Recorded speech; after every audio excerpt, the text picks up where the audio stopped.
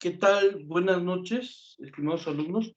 El motivo del presente video es para grabar la videocápsula número 7, que es nuestra última videocápsula de hecho. Pero bueno, les comento que en esta semana número 7 solo vamos a hacer una actividad que desde mi punto de vista es un tanto pesada, pero bueno, tenemos que cumplir. Este producto final va a consistir en que hagan un video. Les voy a explicar más adelante cómo van a hacer el video, pero bueno, también antes de eso es muy importante precisar cuál es el propósito. El propósito del video es que ustedes como alumnos comprendan cuáles son las principales figuras jurídicas, obviamente, que se desprenden del derecho laboral. Ese es el propósito, que hagan un repaso de todos los temas que hemos visto hasta el momento y ustedes mismos nos indiquen cuáles son y comprendan además cuáles son las principales figuras jurídicas que se desprenden del derecho laboral. Pero bueno, ya que precisamos cuál es el propósito, lo siguiente que debemos hacer es señalar cuáles son las instrucciones para que hagan correctamente su actividad. La primera instrucción es que van a tener que revisar 3 videos, van a tener que consultar 3 videos. Sale en la rúbrica, les compartimos cuáles son los 3 videos que tienen que consultar. ¿Cuáles son los 3 videos que tienen que consultar? El primero de ellos es cómo subir un video a YouTube. Además de ese video, otro video que tendrán que revisar es el siguiente. El título es cómo crear un canal de YouTube. Obviamente, para subir un video a YouTube, necesito crear un canal de YouTube. Además de cómo crear un canal de YouTube, otro video que tendrán que ver es cómo grabar un video con el celular para YouTube. Entonces, recuérdenlo, la primera instrucción que deben tomar en cuenta es que deben revisar, deben analizar 3 videos. ¿Cuáles son esos 3 videos? Recuerden que el primero de ellos es cómo subir un video a YouTube. El segundo es cómo crear un canal de YouTube. Y el tercero y último es cómo grabar en el celular un video para YouTube. Además de eso, estimados alumnos, viene otra instrucción muy importante y es que tienen que grabar un video. Ese video que tendrán que grabar, recuerden que tendrá que durar por lo menos 10 minutos y van a explicar varios temas. Salen temas que hemos visto en todo el transcurso de esta materia y además vamos a abordar un poco lo que es la última semana. Lo vuelvo a comentar. Otra instrucción muy importante es que deberán grabar un video. Deberán grabar un video que por lo menos dure 10 minutos, en el cual van a explicar aspectos muy importantes. ¿Cuáles son esos aspectos muy importantes? El primero de ellos son los elementos de la relación de trabajo. Ese tema de los elementos de la relación de trabajo, si ustedes lo recuerdan, lo analizamos en la semana número 1 y en la semana número 2, ¿vale? Recuerden, estimados estudiantes, el primer tema que tendrán que abordar en su video se refiere a los elementos de la relación de trabajo, ¿sale? Y ese tema, si ustedes lo recuerdan, lo abordamos en la semana número 1 y también en la semana número 2. Pero bueno, vamos a precisar rapidísimo cuáles son los elementos de la relación de trabajo. Bueno, antes que nada, recuerden que la relación de trabajo tiene como tal su fundamento en el artículo 20 de la relación de trabajo. En el artículo 20, perdón, de la Ley Federal del Trabajo. Ese artículo 20 de la Ley Federal del Trabajo establece algo muy importante desde mi punto de vista. Establece 2 teorías, como ya lo habíamos platicado, si ustedes lo recuerdan. La primera teoría es la teoría contractualista y la segunda teoría es la teoría relacionista. La teoría contractualista establece que deberá existir un contrato escrito, ¿sale? Deberá existir un contrato escrito en el cual se plasman las condiciones generales de trabajo. Y la otra teoría establece que no es forzoso que se celebre un contrato por escrito, sino que el contrato se puede celebrar de manera verbal. El contrato se puede celebrar de palabra siempre y cuando se reúnan los 3 elementos de la relación de trabajo. ¿Cuáles son los 3 elementos de la relación de trabajo? Y es el tema pues, que les estamos solicitando primeramente. El primer elemento, recuerden que es realizar un trabajo personal. Además de realizar un trabajo personal, estimados estudiantes de la carrera de administración y de derecho, bueno, pues les comento que el segundo elemento es la subordinación. Recuerden que la subordinación es la obediencia que le debemos al patrón. ¿Sale? La subordinación, recuerden que también la podemos identificar como el tiempo que estamos sujetos a las indicaciones o a las órdenes del patrón o bien de su representante. Y bueno, el elemento más bonito de la relación de trabajo, si ustedes lo recuerdan, les comentaba yo que es una remuneración económica. Les comentaba que era, pues obviamente, un salario. Pero bueno, además de eso, estimados estudiantes, el siguiente tema que tendrán que abordar en su video, recuerden que son los contratos laborales. Y bueno, ustedes ya saben qué contratos laborales podemos encontrar. Podemos encontrar, por ejemplo, el contrato individual del trabajo. Sale el contrato individual del trabajo, recuerden que, por cierto, tiene su fundamento en el artículo 20 de la Ley Federal del Trabajo. Ese artículo 20 de la Ley Federal del Trabajo nos dice que un contrato individual de trabajo, cualquiera que sea su forma o denominación, es aquel por virtud del cual una persona se obliga a prestar a otra un trabajo personal subordinado mediante el pago de un salario. Lo comentamos una vez más, les decía que en el segundo tema que deberán abordar en su video es sobre los contratos en materia de trabajo. Recuerden que existen 3 contratos en materia de trabajo: contrato individual de trabajo, contrato colectivo de trabajo y contrato ley. Primeramente, les decía que el contrato individual de trabajo tiene su fundamento en el artículo 20 de la Ley Federal del Trabajo. Ese precepto legal nos dice que el contrato individual de trabajo, cualquiera que sea su forma o denominación, es aquel por virtud del cual una persona se obliga a prestar a otra un trabajo personal subordinado mediante el pago de un salario. Además de ello, si ustedes lo recuerdan, en ese tema les señalamos cuáles son los elementos que debe contener un contrato del trabajo. Para tal efecto, hablamos del contrato individual del trabajo. Recuerden que un contrato, por lo regular, debe tener 2 elementos. 1, elementos esenciales o de existencia, y 2, elementos de validez, estimados estudiantes. Entonces, recuérdenlo, eso también lo abordábamos en la semana número 2. Les decía que los contratos, por lo regular, tienen 2 elementos, elementos de existencia o elementos esenciales y los elementos de validez. Primero que nada, ¿cuáles son los elementos de existencia? Bueno, los elementos de existencia o los elementos esenciales del contrato individual del trabajo, recuerden, estimados estudiantes, que únicamente son 2, y el primero de ellos, y el más importante sin duda alguna, es el consentimiento o la manifestación de la voluntad. Ese consentimiento o manifestación de la voluntad, bueno, pues puede otorgarse de 2 maneras, de acuerdo al propio artículo 20 de la Ley Federal del Trabajo.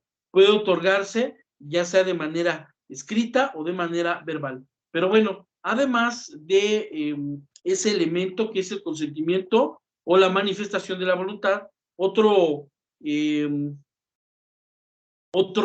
elemento de existencia o elemento esencial que podemos encontrar, estimados alumnos de la carrera de administración, de la carrera de derecho, es el objeto. ¿Qué implica el objeto? El objeto implica que sea física y jurídicamente posible el contrato. A eso se refiere, que el contrato, lo repito, sea física y jurídicamente posible. Pero bueno, además de esos elementos, que son los elementos de existencia, podemos encontrar los elementos de validez. Estimados estudiantes, los elementos de validez nada más son 4. El primero de ellos, recordemos que es la formalidad. Por lo que respecta a la formalidad, yo les decía puntualmente en clase que lo normal, pues es que la formalidad es la forma en la que se presenta el contrato, ¿no? La forma que establece la ley para que se celebre el contrato. Y recuerden que en materia del trabajo podemos encontrar 2 formalidades. En materia del contrato individual del trabajo, recuerden que podemos encontrar 2 formalidades. La primera de ellas, estimados estudiantes, es que sea de manera escrita. Pero además de que sea de manera escrita, puede ser el contrato de manera verbal. Incluso les expliqué en clase, ¿no?, que la obligación de que el contrato esté por escrito es del patrón y que existe la posibilidad de que el contrato sea de manera laboral, y esto es para proteger al trabajador de abusos, ¿vale? Por ejemplo, un albañil, un trabajador del campo, jornalero, pues obvio que no va a tener el contrato verbal, pero sí puede demostrar que existe un contrato. No va a tener el contrato de manera escrita, más bien dicha, pero recuerden que sí va a demostrar la existencia de una relación de trabajo, la existencia de un contrato. Además de ese elemento que es la formalidad, otro elemento que podemos encontrar es la capacidad de las partes. Recuerden que la capacidad se refiere a una capacidad jurídica y se refiere a que ambas partes cuentan con esa capacidad para contraer derechos y obligaciones. Recuerden, bueno, pues que el patrón puede ser una persona física o una persona moral, y en cuanto al trabajador, pues obviamente que solo puede ser una persona física. Recuerden que normalmente un acto jurídico lo celebran personas mayores de edad, personas que tengan 18 años en adelante. Sin embargo, para la materia del trabajo, recuerden que en cuanto a la capacidad, los trabajadores podemos hacerlo a partir de los 16 años de edad. Entonces, para exclusivamente el contrato individual del trabajo, contrato colectivo de trabajo y contrato ley, los trabajadores podemos tener 16 años y celebrar el contrato. Pero bueno, además de la capacidad, además de la formalidad que ya vimos, otro elemento es la ausencia de vicios en el consentimiento. ¿Qué implica la ausencia de vicios en el consentimiento? Implica la ausencia de situaciones que pudieran afectar de alguna manera el consentimiento de las partes, como el dolo, que es la maquinación fraudulenta, la mala fe, que es la disimulación de un error. Podemos encontrar además de eso la violencia, el temor reverencial, la lesión. Entonces, esos son algunos vicios en el consentimiento que podemos encontrar y que debemos evitar a toda costa en el contrato individual del trabajo. Además de eso, podemos encontrar un último elemento, y ese último elemento es la licitud en el contrato. ¿Qué implica la licitud en el contrato? Implica que el contrato o el objeto, motivo, fin del contrato debe ser lícito, ¿sale? Debe estar ajustado a derecho. Esos son los elementos del contrato individual de trabajo. Ahora, por lo que respecta al contrato colectivo de trabajo, también lo abordamos en clase. El contrato colectivo de trabajo, incluso les dije, estimados estudiantes, que tiene su fundamento legal en los artículos 386 y 387 de la Ley Federal del Trabajo. En términos de esos artículos, tanto del 386 como del 387 de la Ley Federal del Trabajo, el contrato colectivo de trabajo lo podemos entender como un convenio celebrado entre uno o más sindicatos de trabajadores y uno o más patrones o uno o más sindicatos de patrones, con el objeto de establecer las condiciones laborales según las cuales deba presentarse el trabajo en una empresa o establecimientos. Lo voy a comentar una vez más. Les decía que así como abordamos lo que es el contrato individual del trabajo, también explicamos en clase lo que es el contrato colectivo de trabajo. Y yo les decía que el contrato colectivo de trabajo es un convenio celebrado entre uno o más sindicatos de trabajadores y uno o más patrones o uno o más sindicatos de patrones, con el objeto de establecer las condiciones laborales según las cuales deba presentarse el trabajo en una o más empresas o establecimientos. Ahora, otra situación que mencionábamos en ese contrato son las características del propio contrato colectivo de trabajo. ¿Cuáles son las propias características del contrato colectivo de trabajo? La primera es que tiene la naturaleza de un convenio. La segunda es que el contrato colectivo puede ser celebrado únicamente por el sindicato de trabajadores que sea titular y no se puede celebrar de manera individual. Además de ello, otra característica que mencionamos respecto al contrato colectivo de trabajo es que tiene como objetivo establecer normas generales de la empresa. Además de ello, estimados estudiantes, otra situación que comentábamos en nuestras primeras clases, en la segunda clase, si no me equivoco, respecto al contrato colectivo de trabajo, es que solo está obligado a celebrar el contrato colectivo el patrón que sea titular de una empresa o un establecimiento. ¿Qué quiere decir esto? Que un patrón persona física no puede ser obligado a firmar un contrato colectivo de trabajo. Así de fácil, estimados estudiantes. Otra situación que comentamos, si bien lo recuerdan ustedes, fueron las condiciones generales de trabajo. Por lo que respecta a las condiciones generales de trabajo, estimados estudiantes de la carrera de Derecho y de la carrera de Administración, bueno, pues mencionamos algunas de ellas. ¿Qué condiciones del trabajo podemos mencionar? Podemos mencionar, por ejemplo, las vacaciones, podemos mencionar también, por ejemplo, el salario, el aguinaldo, podemos encontrar también algunas otras prestaciones como días de descanso obligatorios, podemos encontrar incluso la famosa prima de antigüedad. Pero bueno, en este caso recuerden que nos toca señalar algunas condiciones generales de trabajo Y bueno, las condiciones generales de trabajo que mencionábamos en clase, si no mal recuerdo, las mencionamos en la semana número 3, fue primeramente la jornada de trabajo. Por lo que respecta a la jornada de trabajo, les decía en clase, bueno, pues que esta tiene su fundamento en el artículo 58 de la Ley Federal del Trabajo. De acuerdo a ese artículo 58 de la Ley Federal del Trabajo, la jornada de trabajo es el tiempo durante el cual el trabajador está a disposición del patrón para prestar su trabajo. Además de ello, hablábamos en clase de las diversas jornadas de trabajo que pueden presentarse, los diversos tipos de jornada de trabajo que se pueden presentar. Por ejemplo, encontramos la jornada diurna, hablamos también en su momento de la jornada nocturna, hablamos de la jornada mixta, hablamos de la jornada reducida e incluso su servidor les habló de la prolongación de la jornada o de la jornada extraordinaria, que nosotros de manera popular, recuerden que lo conocemos como jornada extra o horas extra, ¿no? Pero bueno, además de esa condición general de trabajo, otra condición general de trabajo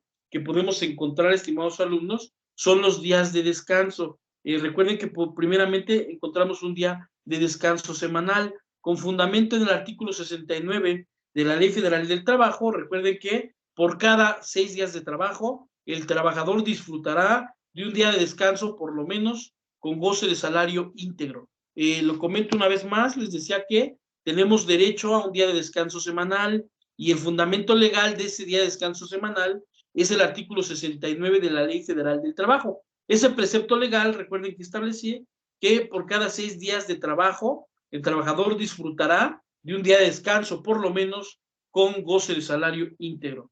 Además del día de descanso semanal, recuerden que nosotros habíamos comentado que se considerará preferente para que se descanse el día domingo. Se debe considerar de manera preferente el día de descanso el domingo, no olviden ello. Pero bueno, además de eso, hablamos de los días de descanso obligatorios, ¿sale? Y esos días de descanso obligatorios se encuentran establecidos en el artículo 74, perdón, de la Ley Federal del Trabajo. Lo comento una vez más, les decía que otra situación importante que abordamos en clase son los días de descanso obligatorios.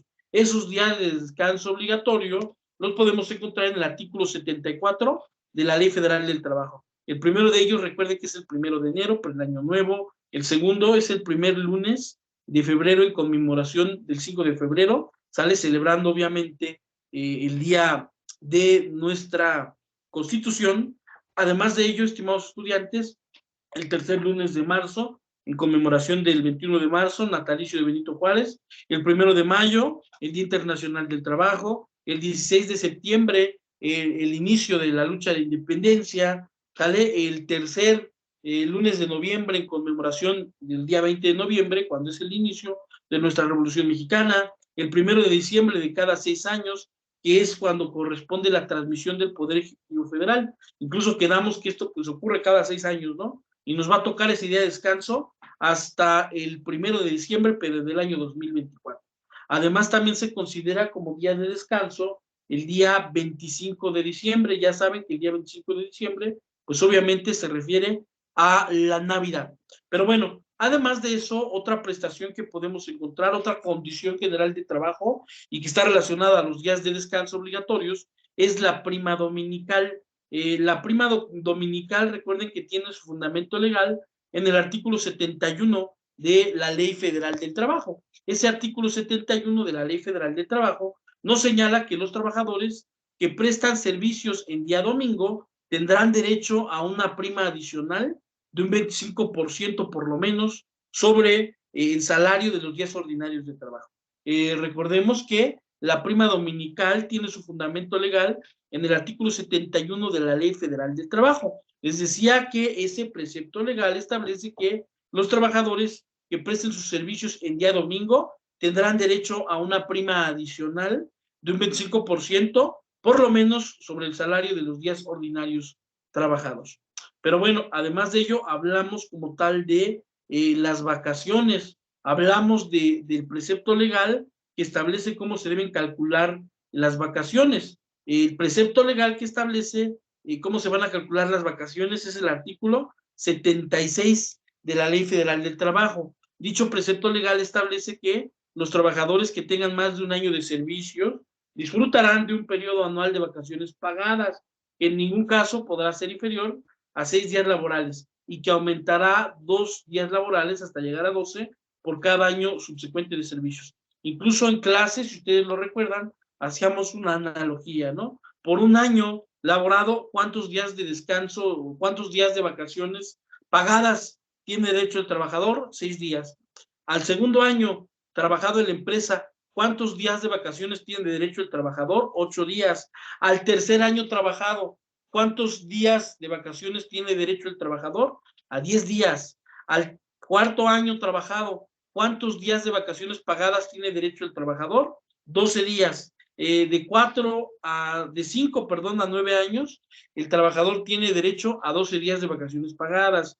De 10 a 14 años, el trabajador tiene derecho a 14 días de vacaciones pagadas. De 10 a 14 años, el trabajador tendría 16 días de vacaciones pagadas. De 15 a 19 años, el trabajador tendría 18 días de vacaciones pagadas. De 20 a 24 años, el trabajador tendría derecho a 20 días de vacaciones pagadas. Y de 25 a 29 años, el trabajador tendría derecho a 22 días de vacaciones. Para llegar al mes, pues tendríamos que trabajar bastantes, pero bastantes años en la misma empresa, ¿no? Pero bueno, además de ello, hablamos de otra prestación, otra condición general de trabajo que se desprende de las propias vacaciones. La condición general de trabajo que se desprende de las propias vacaciones es la prima vacacional. La prima vacacional, recuerde que tiene su fundamento en el artículo 80 de la Ley Federal del Trabajo. Y ese precepto legal, es decir, el artículo 80 de la Ley Federal del Trabajo, señala que los trabajadores tendrán derecho a una prima no menor del 25% sobre los salarios que correspondan durante el periodo de vacaciones. Les decía que un ejemplo de esto, bueno, pues es el siguiente, ¿no? Supongamos que a mí me pagan 10,000 pesos de vacaciones. Si a mí me pagan 10,000 pesos de vacaciones, el 25% de ese pago equivale a 2,500 pesos. Entonces, además de los 10,000 pesos que me van a pagar por concepto de vacaciones, me van a pagar una prima vacacional equivalente a 2,500 pesos. Pero bueno, vamos a continuar. Otra situación que debí comentarles es el término para reclamar cualquier condición general del trabajo, es decir, para reclamar salarios, para reclamar vacaciones, días de descanso, jornadas extraordinarias, toda aquella prestación no devengada, es decir, toda aquella prestación no pagada. Nosotros tenemos un lapso de un año, ¿sale? Tenemos el lapso de un año, ¿para qué? Para reclamar el pago. Les comento esto porque antes existía la idea, o bueno, se llevaba a cabo más bien, de que se podían acumular vacaciones, de que se podían acumular las prestaciones, ¿no? Pero cuando entró el gobierno del presidente Felipe Calderón, él llevó a cabo algunas reformas a la Ley Federal del Trabajo y gracias a esas reformas, ahora ya solo tenemos un año para reclamar prestaciones no devengadas. Pero bueno, vamos a continuar. Otra condición muy importante desde mi punto de vista es el salario. ¿Sale? Y el salario tiene su fundamento en el artículo 82 de la Ley Federal del Trabajo. Ese artículo 82 de la Ley Federal del Trabajo señala que el salario es la retribución que debe pagar el patrón al trabajador por su trabajo. Lo comento una vez más, les decía que con fundamento en el artículo 82 de la Ley Federal del Trabajo, el salario es la retribución que debe pagar el patrón al trabajador por su trabajo. De igual manera, hablábamos incluso de cómo se puede clasificar el salario, ¿no? Hablábamos del salario en dinero, el salario ordinario extraordinario, el salario fijo o variable, el salario nominal o real. Hablábamos las características también del salario en clase, que este debe ser remunerador, que debe ser suficiente, que debe ser determinado o determinable, que debe ser cubierto periódicamente y que obviamente debe ser pagado en moneda de curso legal. Pero bueno, además de eso, estimados estudiantes, bueno, pues hablamos de otras condiciones de trabajo, si no mal recuerdo. Otra condición de trabajo que debimos abordar en clase, estimados estudiantes, pues es el aguinaldo. Y vamos a hablar en un momento más, ¿sale? De lo que es el aguinaldo. El aguinaldo, por cierto, les comentaba en clase que su origen es la costumbre su origen es la costumbre que tenemos nosotros los mexicanos de hacer gastos en el mes de diciembre. Hacemos gastos en el mes de diciembre por las famosas fiestas decembrinas, ¿no? Entonces, el aguinaldo es una prestación, es una condición general de trabajo que nuestros antecesores, los trabajadores del pasado, ganaron a través de esfuerzos, pero bueno, vamos a precisar, el fundamento legal del aguinaldo es el artículo 87 de la Ley Federal del Trabajo, y ese artículo 87 de la Ley Federal del Trabajo establece que los trabajadores tienen derecho a un aguinaldo, anual que deberá pagarse antes del 20 de diciembre y que equivale a 15 días de salario por lo menos. Ahora, también comentábamos una situación interesante las clases pasadas. ¿Qué pasa con aquellos trabajadores que no han trabajado por lo menos un año en la empresa? Aquellos trabajadores que no han trabajado por lo menos un año en la empresa, estimados estudiantes de la carrera de Derecho y de Administración, recuerden que tienen derecho a pagos proporcionales.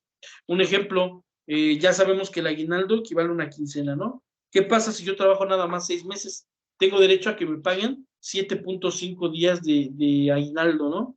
¿O qué pasa si de vacaciones me van a pagar 6 días por un año elaborado y nada más trabajé medio año? Tengo derecho a que me paguen de manera proporcional 3 días de vacaciones. Además de eso, hablamos de otra condición general de trabajo, que de hecho le hemos hablado en varias semanas, si no mal recuerdo, y se refiere a la prima de antigüedad.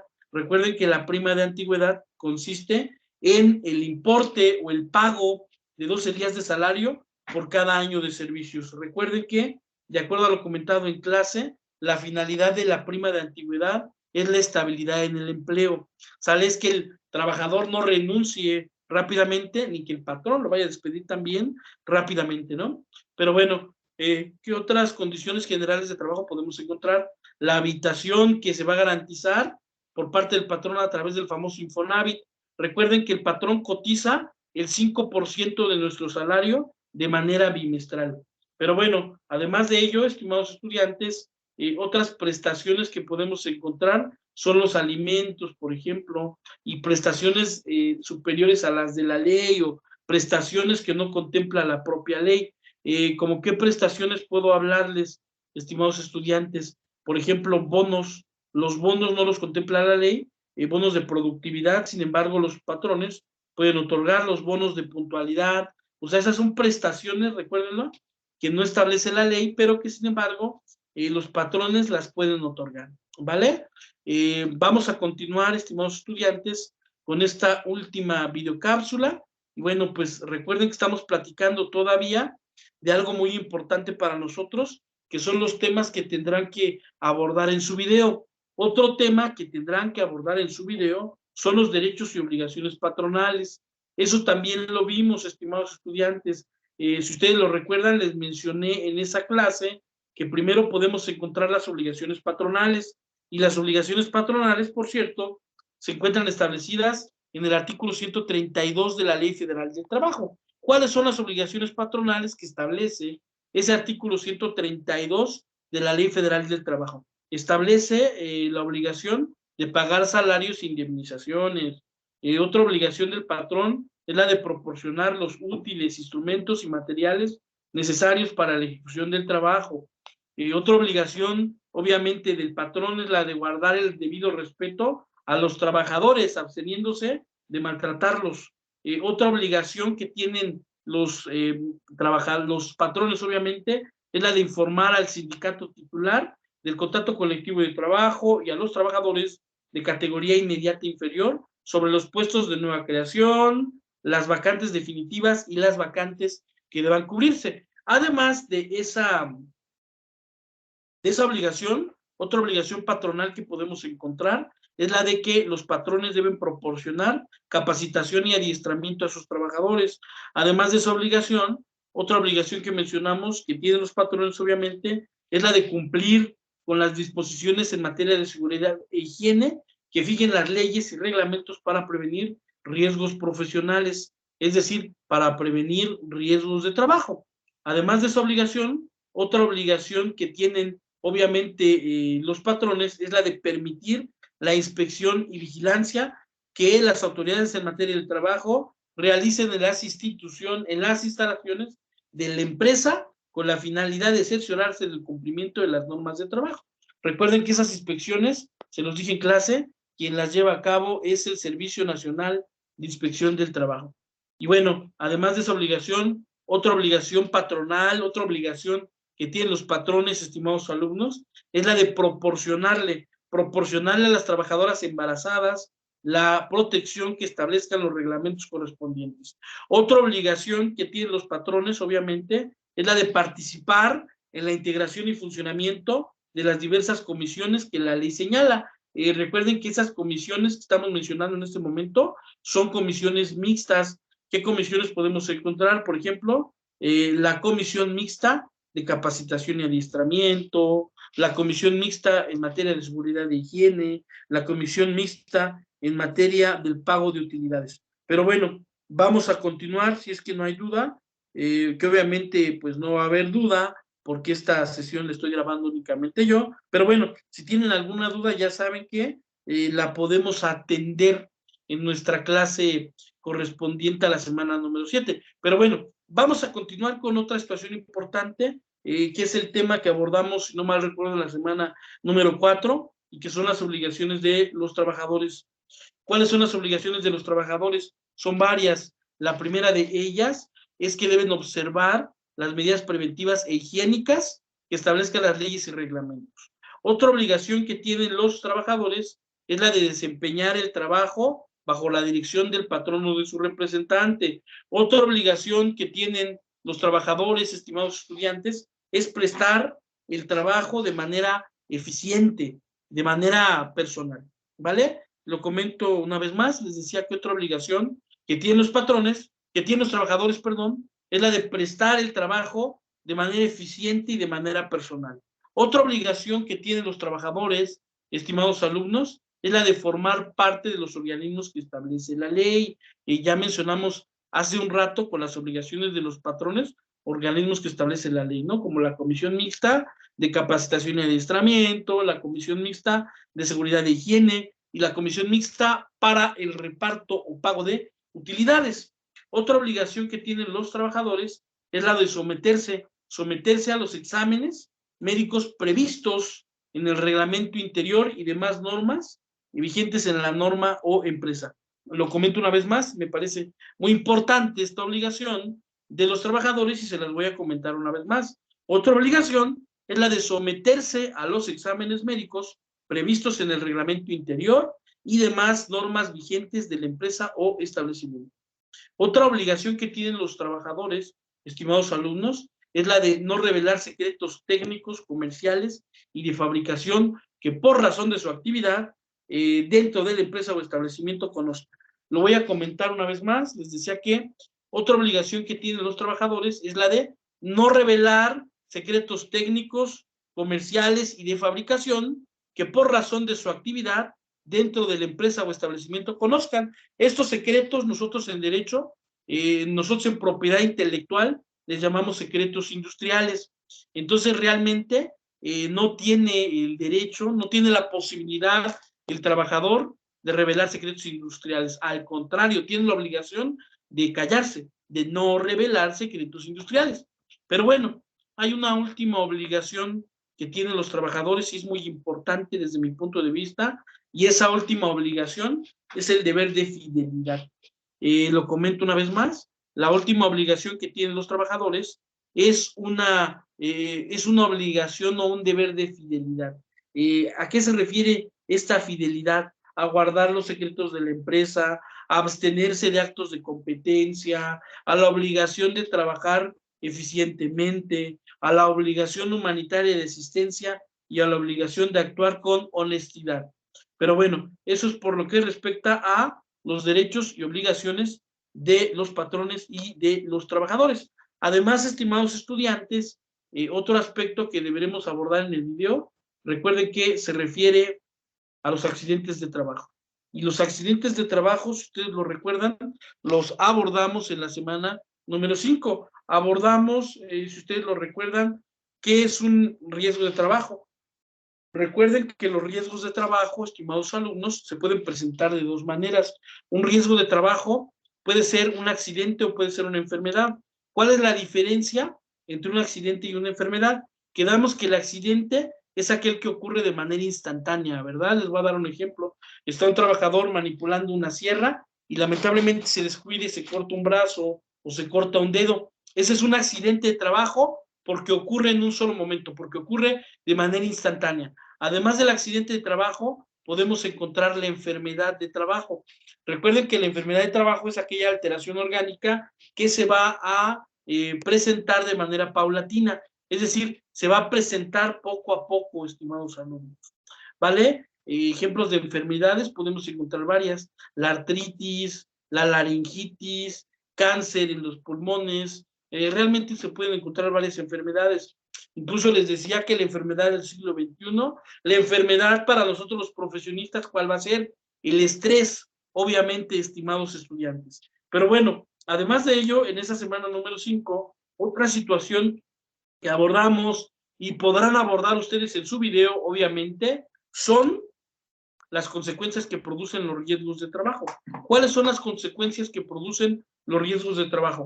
Bueno, podemos encontrar primeramente la incapacidad temporal. Recuerden que de hecho mencionamos que la incapacidad temporal es la pérdida de facultades o aptitudes que imposibilita parcial o totalmente a una persona para desempeñar su trabajo por algún tiempo. Les dije en clase incluso que pues, la incapacidad temporal le otorga el derecho a los trabajadores de recibir su pago íntegro mientras subsista la incapacidad. Inclusive, les hablé del concepto del tiempo máximo que puede durar, obviamente, esa incapacidad temporal. Recuerden que el plazo máximo que puede durar la incapacidad es de 1 año y durante ese año nos tienen que pagar íntegramente nuestro salario. Así de fácil.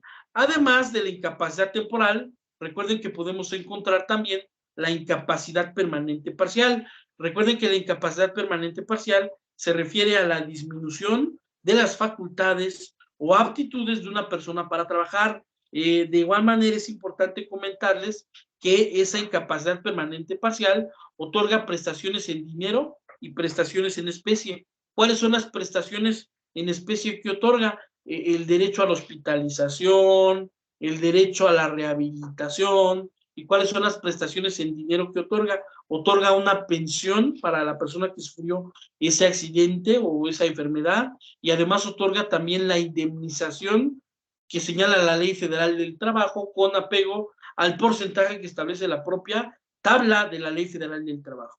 Pero bueno, además de la incapacidad permanente parcial, en clase, si ustedes lo recuerdan, hablábamos también de lo que es la incapacidad permanente total. Recuerden que la incapacidad permanente total es la pérdida de facultades o aptitudes de una persona que la va a imposibilitar para desempeñar cualquier trabajo durante el resto de su vida. Lo voy a comentar una vez más. Les estaba comentando de la incapacidad permanente total. ¿Qué es la incapacidad permanente total? Les decía que es la pérdida de facultades o aptitudes de una persona que la va a imposibilitar para desempeñar cualquier trabajo por el resto de su vida. Les dábamos algunos ejemplos en clase, ¿no? Un paralítico sería un ejemplo, una persona que le amputa las piernas, sería un ejemplo de que ya no va a poder desempeñar ningún trabajo. Ahora, ¿qué pasa con estas personas? ¿Qué derechos tienen? Tienen, recuerden, prestaciones en dinero y prestaciones en especie. Ya saben cuáles son las prestaciones en especie: hospitalización, atención médica, material quirúrgico, como pueden ser prótesis, como pueden ser férulas, pero además de ello, tienen el derecho a la rehabilitación, ¿sale? Además, estimados alumnos, recuerden que en cuanto a las prestaciones en dinero, tienen primero el derecho a una indemnización, y esa indemnización equivale al pago de 1,095 días de salario. Esos 1,095 días de salario equivalen a unos 3 años de trabajo, ¿sale? Y además de ello tienen derecho a recibir una pensión, la pensión correspondiente a la tabla que señala la Ley Federal del Trabajo. Es un porcentaje que va a recibir, obviamente, de pensión esta persona. Pero bueno, para finalizar, como se los dije en clase, como a mí me lo dijo en su momento un maestro, la última consecuencia de un riesgo de trabajo es cuando ya no hay vuelta atrás. Y cuando ya no hay vuelta atrás es la muerte, estimados estudiantes. Y bueno, pues por lo que respecta a la muerte, también hay derechos también se generan prestaciones, nada más que estas prestaciones obviamente ya no van a ser para el trabajador, ya no van a ser para el difunto, porque es un cadáver obviamente, ¿no? Entonces, ¿para quién van a ser esas prestaciones?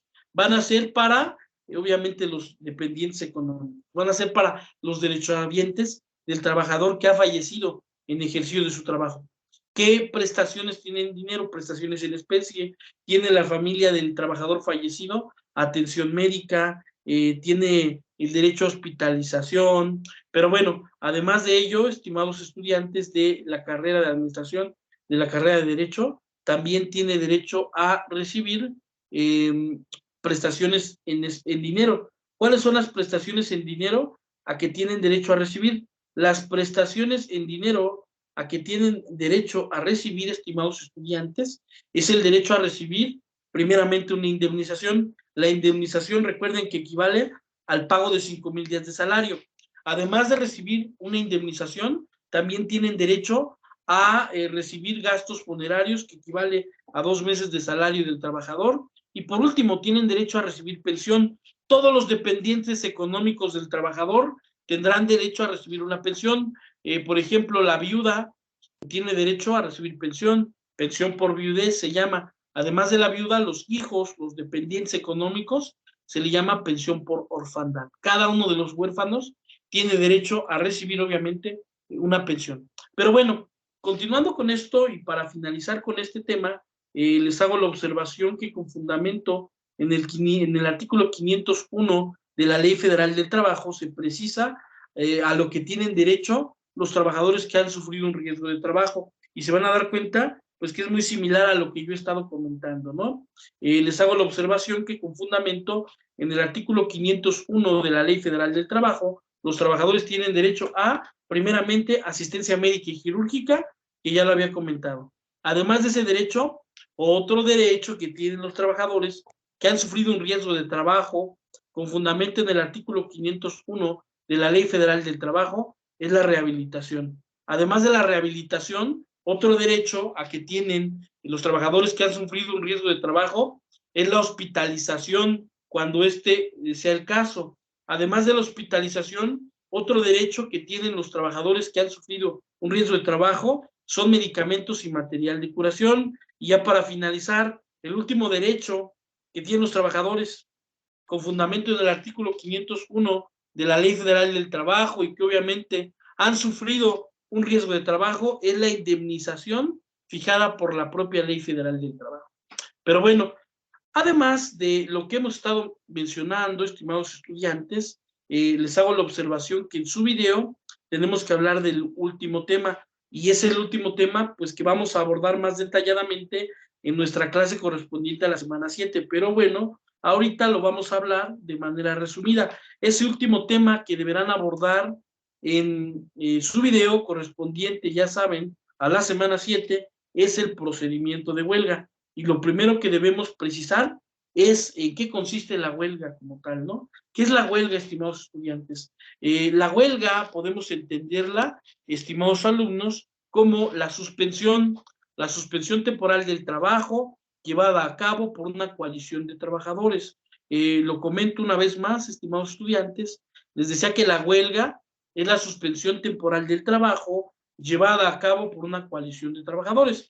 De igual manera, es importante comentarles que los sindicatos de trabajadores son coaliciones permanentes. Acuérdense, y esto ya lo habíamos comentado en otra ocasión, antes de continuar con esto de la huelga, recuerden que los trabajadores se pueden organizar para la defensa de sus derechos.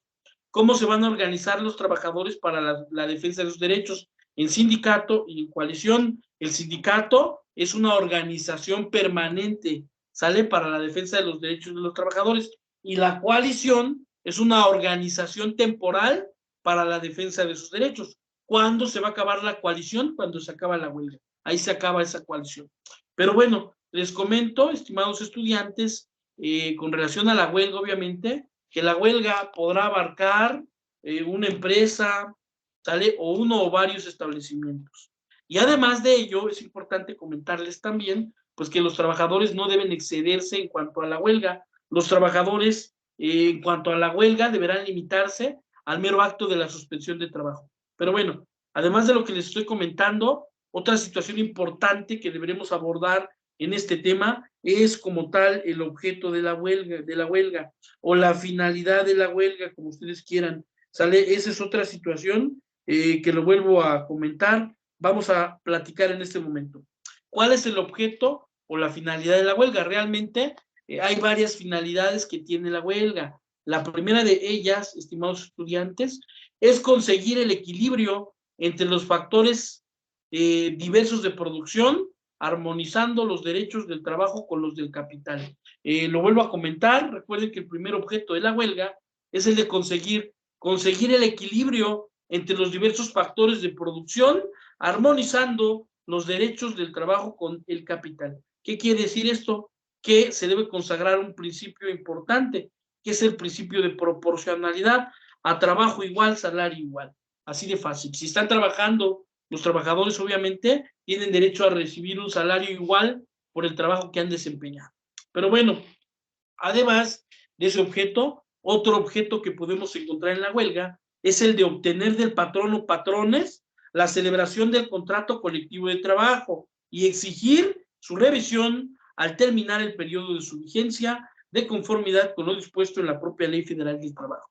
Lo vuelvo a comentar, les decía que otro objeto que tiene la huelga, estimados alumnos, es el de obtener del patrón o patrones la celebración del contrato colectivo de trabajo y exigir su revisión al terminar el periodo de su vigencia de conformidad con lo dispuesto en la propia Ley Federal del Trabajo. Entonces, les hago la observación, para que no se les olvide, que el contrato colectivo de trabajo se tiene que celebrar cada 2 años. ¿Sale? Se celebran cada 2 años los contratos colectivos de trabajo.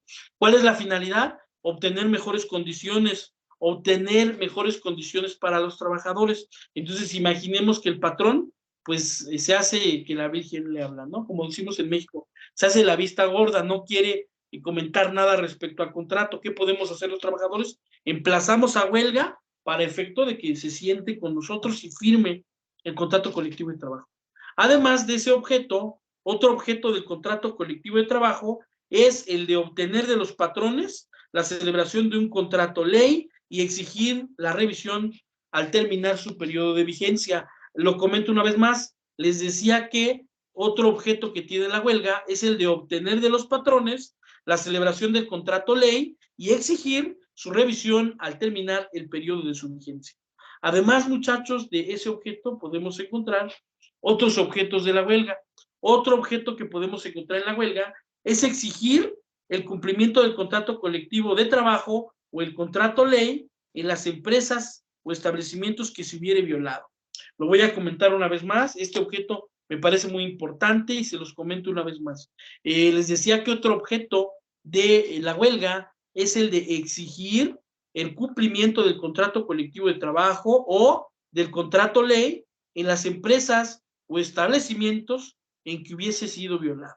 Bueno, les hago la observación que debe cumplirse el contrato. Si no se cumple, nosotros podemos exigir el cumplimiento del mismo a través de un procedimiento de huelga. Les voy a dar un ejemplo. En la época de pandemia, varias empresas redujeron el salario de los trabajadores a la mitad o lo redujeron en porcentajes. Eso, sin duda alguna, pues es una violación obviamente al contrato colectivo o al contrato ley. ¿Qué pudieron hacer en época de pandemia? Pues obviamente que los trabajadores pudieron emplazar a huelga al patrón para efecto de que cumpliera con sus obligaciones. Pero bueno, además de ese objeto, otro objeto que tiene la huelga, estimados alumnos de la carrera de Derecho y de la carrera de Administración también, es exigir el cumplimiento de las disposiciones legales sobre la participación en el reparto de utilidades. Lo comento una vez más, les decía que otro objeto que tiene la huelga es el de exigir el cumplimiento de las disposiciones legales sobre la participación en el reparto de utilidades. Recuerden que cuando hablamos de utilidades, muchachos, pues nos referimos a lo que nos van a pagar anualmente de las ganancias de la empresa. En muchas ocasiones el patrón pues no paga las utilidades. ¿Qué pasa cuando no paga las utilidades? Podemos exigirlas de manera individual, pero para hacer más ruido, para que se den cuenta que estamos unidos los trabajadores, ¿cómo lo podemos hacer? A través de una huelga. Emplazamos a huelga y nos tienen que pagar obviamente esas utilidades. Pero bueno, Además, estimados estudiantes, de lo que les estoy comentando, hay otro objeto de la huelga. Otro objeto que tiene la huelga es apoyar a una huelga que tenga por objeto a alguno de los supuestos que hemos mencionado con anterioridad. Lo voy a comentar una vez más. Les decía que otro objeto que tiene la huelga es el de apoyar a otra huelga que tenga por objeto alguno de los supuestos que ya comentamos. A esto popularmente quiero comentarles que se le conoce, estimados estudiantes, como huelga solidaria. ¿Qué es la huelga solidaria? La huelga solidaria, estimados estudiantes, consiste en que los trabajadores de una empresa o de varias empresas pueden suspender labores, pueden hacer un par de actividades con la finalidad de apoyar a otros trabajadores, con la finalidad de apoyar a otros colegas. Les voy a dar un ejemplo. Yo recuerdo que hace varios años, cuando desapareció Línea Aérea Mexicana, varios trabajadores se emplazaron a huelga con la finalidad de apoyarlos. ¿Sale? Se hizo una huelga, se hizo una suspensión de actividades en varias partes de la República para apoyar de manera solidaria a aquellos trabajadores que estaban siendo afectados. Pero bueno, en México tenemos esa característica, ¿no? De ser muy solidarios en momentos difíciles. Pero bueno, además de eso que hemos comentado, también es importante señalarles cuál es el fundamento jurídico de la huelga. El fundamento jurídico o legal de la huelga es el artículo 440 de la Ley Federal del Trabajo. Ese artículo 440 de la Ley Federal del Trabajo señala que la huelga es la suspensión temporal del trabajo llevado a cabo por una coalición de trabajadores. Lo voy a comentar una vez más, estimados alumnos. Les decía que ahora nos toca señalar cuál es el fundamento jurídico de la huelga. El fundamento jurídico de la huelga, recuerden que es el artículo 440 de la Ley Federal del Trabajo. Ese precepto legal, recuerden que señala que la huelga es la suspensión temporal del trabajo llevado a cabo por una coalición de trabajadores, estimados alumnos. Recuerden que cuando hablamos de coalición nos referimos básicamente o a un sindicato o a una coalición temporal. Ahora, si no hay duda con lo que hemos comentado, que obviamente no la hay, porque el único conectado aquí soy yo, es importante comentarles que existen diversos tipos de huelga. El primer tipo de huelga que podemos encontrar es la huelga existente. ¿Sale? ¿Cuál es la huelga existente? La huelga existente, para empezar, pues tiene su fundamento en el artículo 450 de la Ley Federal del Trabajo. Ese artículo 450 de la Ley Federal del Trabajo señala que la huelga legalmente existente es la que satisface los requisitos establecidos en el propio artículo 450 de la Ley Federal del Trabajo. Entonces, ¿qué requisitos necesitamos acreditar para que la huelga sea legalmente existente? El primer requisito es el de conseguir el equilibrio entre los diversos factores de producción, armonizando los derechos del trabajo con el capital. A ver, vamos a comentarlo una vez más. Recuerden que primeramente podemos encontrar la huelga legal, la huelga existente. La huelga existente tiene su fundamento en el artículo 450 de la Ley Federal del Trabajo, ¿sale? Y bueno, ese artículo 450 de la Ley Federal del Trabajo señala que la huelga será legalmente existente cuando persiga alguno de los fines que ya hemos analizado. El primero de esos fines es conseguir el equilibrio entre los diversos factores de producción. El segundo objetivo es el de obtener del patrón o patrones la celebración del contrato colectivo de trabajo y exigir su revisión al terminar el periodo. El tercer objeto que persigue una huelga legalmente existente es el de obtener de los patrones la celebración del contrato ley y exigir su revisión al terminar el periodo de vigencia. El siguiente objeto de una huelga legalmente existente, con fundamento en el artículo 450 de la Ley Federal del Trabajo, es exigir el cumplimiento del contrato colectivo o del contrato ley. El siguiente objeto de una huelga, para que ésta sea legalmente existente, con fundamento en el artículo 450 de la Ley Federal del Trabajo, es exigir el cumplimiento de las disposiciones legales sobre la participación en el reparto de utilidades. El siguiente objeto que debe perseguir la huelga para que ésta sea considerada legalmente existente es el de apoyar a una huelga para que tenga, apoyarlo, repito, a una huelga que tenga por objeto los que enumeramos antes. Es decir, lo que yo les decía hace rato, la famosa huelga solidaria, la huelga para apoyar a otros trabajadores. Y el último objeto o el último fin que debe perseguir la huelga para que ésta sea considerada legalmente existente es el de exigir la revisión de los salarios contractuales. Exigir, lo repito, la revisión de los salarios contractuales. Ahora, les hago la observación, así como existe, así como se puede presentar una huelga legalmente existente, también se puede presentar una huelga inexistente. ¿Cuál es la huelga inexistente? La huelga inexistente se va a presentar por tres supuestos. El primero de ellos es si la suspensión del trabajo se realiza por un número menor de trabajadores al fijado por la ley. Recuerden, la huelga va a ser declarada legalmente inexistente cuando la suspensión de los trabajos se realice por un número de trabajadores menor al fijado por la ley. ¿Cuántos trabajadores se necesitan para llevar a cabo la huelga? El 50% más uno. En ese orden de ideas, si son 1,000 trabajadores en la empresa, ¿cuántos se necesitan? 501. Otro ejemplo, si son 100 trabajadores en la empresa, ¿cuántos se necesitan? 51. Si van 40, no hay huelga. Así de fácil. No se suspenden las labores. Si ustedes se dan cuenta, se necesita el apoyo del 50% más uno, por lo menos para llevar a cabo una huelga y que se considere legalmente existente.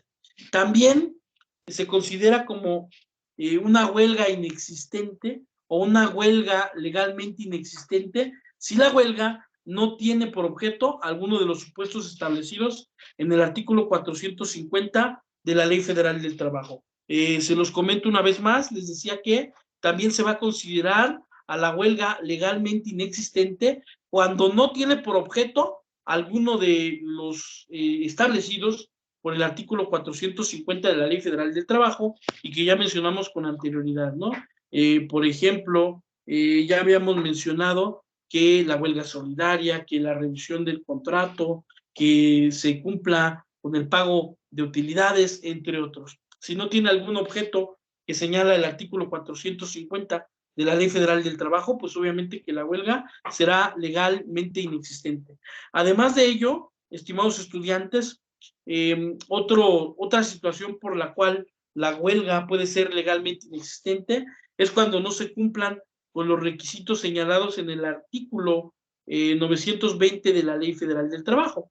Les decía, otro supuesto por el cual la huelga puede ser declarada, legalmente inexistente es cuando no se cumpla con alguno de los requisitos señalados en el artículo 920 de la Ley Federal del Trabajo.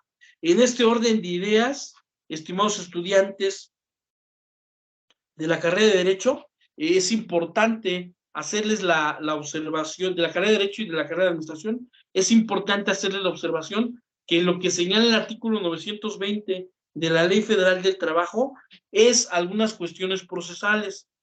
Por ejemplo, para llevar a cabo el procedimiento de huelga, primeramente se tiene que hacer un pliego petitorio, un pliego de posiciones, o sea, se tiene que hacer un escrito dirigido al patrón en el cual le vamos a informar que vamos a iniciar la huelga si es que no cumple con nuestras peticiones. En dado caso de que el patrón no resuelva favorablemente o haga caso omiso al pliego de peticiones que le presentamos, en ese caso ya podemos darle continuidad a la huelga.